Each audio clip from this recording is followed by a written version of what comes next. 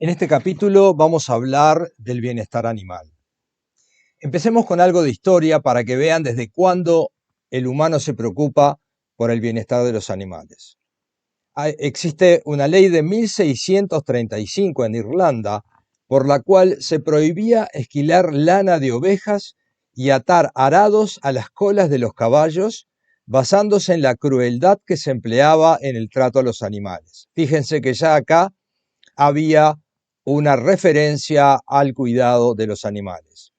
Después hay una serie de leyes de 1641 en la colonia de Massachusetts que, por ejemplo, decía que a ningún humano le es permitido efectuar algún tipo de tiranía o crueldad hacia alguna criatura nacida que esté normalmente retenida para uso humano. Fíjense que ya en aquella época se preocupaban por tratar bien a los animales. Hoy ya la situación es mucho más importante y se le da mucho más trascendencia a estos temas. Bienestar animal. Bienestar, la palabra bienestar, significa que es el estado de salud mental y físico en armonía con el medio ambiente. O sea que no es solamente el bienestar físico, sino también el mental, que en los animales tiene mucha relevancia también, no tanto como en los humanos, pero también la tiene. Entonces nos basamos en le llaman 5 leyes o 5 normas que hacen que, por ejemplo, este perrito pueda estar disfrutando de una buena Coca-Cola. Entonces tenemos que los animales deben estar libres de hambre y sed, incomodidad, dolor, lesiones y enfermedades. Deben expresar un comportamiento normal según su especie y deben estar libres de miedo y estrés. O sea, si nosotros cumplimos con estos 5 preceptos, estamos bastante bien en cuanto a cuidar el bienestar de nuestros animales.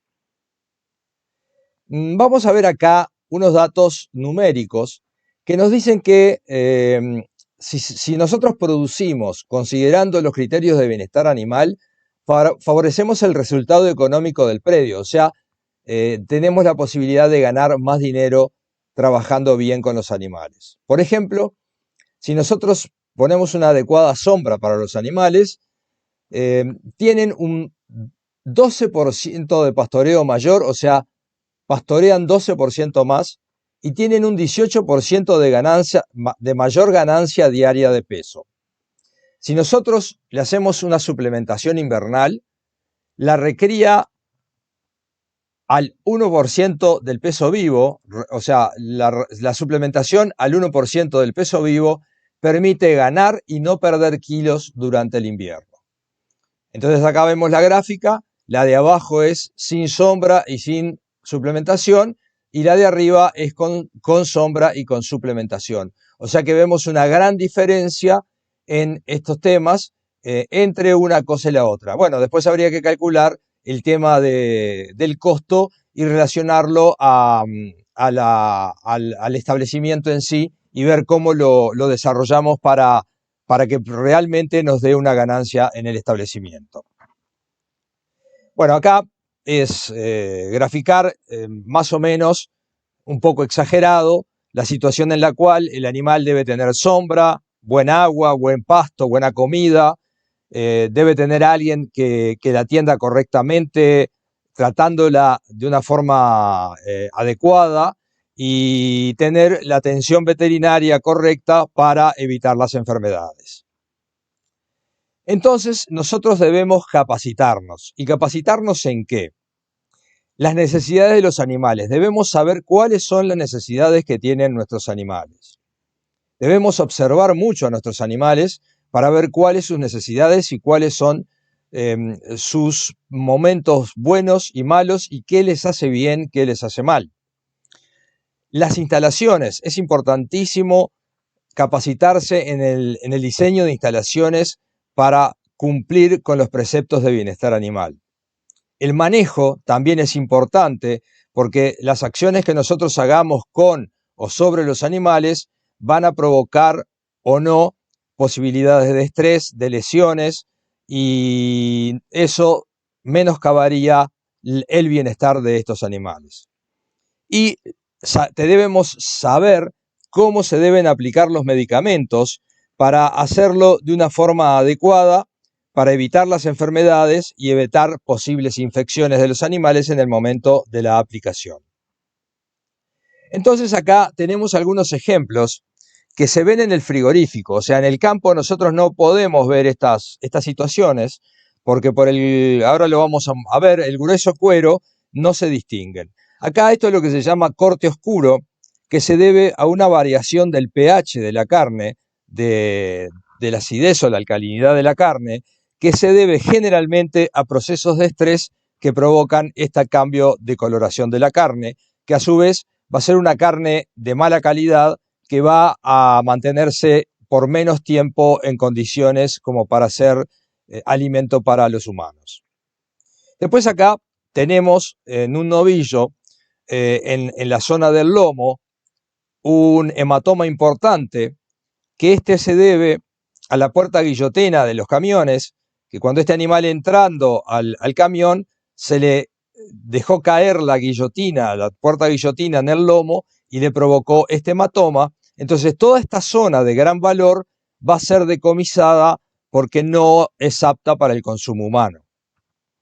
Después tenemos esta de otra carcasa que tiene estas lesiones puntiformes, como ven, y estos son lesiones que provocó la picana eléctrica. Fíjense la cantidad de picanazos que tiene este animal, que también va a haber que decomisar toda esta zona de la canal porque tampoco es apta para el consumo humano. O sea, fíjense las pérdidas que tenemos por acciones mal realizadas por los operarios a nivel de campo. Después esto es un gran absceso que también se sacó de un animal que estaba en faena, que lo más probable que haya sido provocado puede ser por una inyección dada con una jeringa en mal estado de higiene y provocó una infección muy importante, provocando también este absceso que también es decomisado y se decomisa la zona periférica de carne porque no es apta para el consumo humano. Fíjense las pérdidas reales que tenemos por tratar mal a los animales en el momento del trabajo a nivel de campo. Nosotros, evidentemente, en un humano podemos ver un hematoma, por ejemplo, en este boxeador. El ojo realmente es evidente que recibió un golpe y le provocó un hematoma. Inmediatamente que recibe el golpe, aparece ese hematoma visible. Después, por ejemplo, un absceso, se ve claramente el absceso o el granito en la persona y también podemos evidenciar fácilmente momentos de estrés para una persona, como se ve en la foto, que realmente es más que evidente que esa persona está estresada. En cambio, en el ganado, por un lado, porque tienen un cuero grueso y no se pueden ver las lesiones, y por otro, por las características de su temperamento, que es muy difícil apreciar a simple vista, a no ser que sea demasiado excesivo el estrés, muchas veces no se aprecia con claridad. Y bueno, como decíamos recién, el cuero del animal nos evita la posibilidad de ver un hematoma, un absceso o alguna lesión que pueda tener ese animal que recién se va a ver en la planta de faena. Cuando hablamos de expresar un comportamiento normal según su especie, esto es importante notar que el hombre ha tenido su evolución, como lo muestra aquí la figura, es evidente, pero también los vacunos tuvieron su evolución, desde el Auroch, pasando por el Neolithicum, Middle Age, 17th Century, hasta el ganado moderno. Entonces, las evoluciones y los cambios de lugares, de medios ambientes, hacen que los animales, tanto los animales como los humanos, se vayan adecuando a cada lugar. Entonces, el comportamiento normal es de acuerdo al lugar en donde están, porque los bovinos se adecuan bastante rápido a distintos lugares. Por ejemplo, acá podríamos decir que está bastante menoscabado el bienestar animal porque están amontonados, comiendo concentrados, pero como les decíamos, los bovinos son bastante adecuables a las formas de vida. Entonces, para esta condición podemos decir que se comportan según su especie.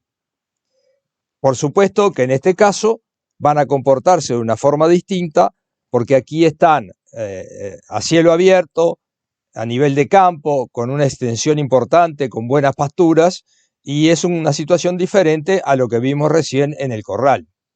También esto es otra cosa diferente. Fíjense que estas vacas no se van a comportar igual que las que estaban en el campo, las de producción de carne, sino que se tienen que adaptar a este sistema de producción que al principio capaz que pudo ser estresante, pero después de acostumbrarse, las vacas no tienen ningún problema en producir leche de esta forma. También fíjense que estas vacas en plena nieve están adecuadas a ese sistema, entonces su desarrollo según la especie va a estar también correcta para este medio ambiente. Bueno, este tema del bienestar animal lo dejamos por acá y seguimos en los siguientes capítulos hablando de este tema.